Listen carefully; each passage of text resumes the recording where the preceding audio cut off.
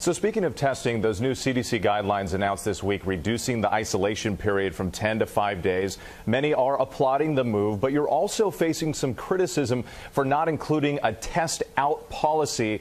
Former Surgeon General Jerome Adams said that this is not about the best science. It's more of a compromise to keep the economy open.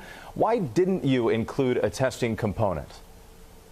So first, let me sort of back up and say, we had a lot of science to inform our decisions, and it was science in many different areas. The first was, how does the virus work? How is viral decay happening? And we do know that the vast majority of viral transmission happens in those first 5 days, somewhere in the 85 to 90% range. So we're really talking, if you can isolate for those first 5 days, that would be great.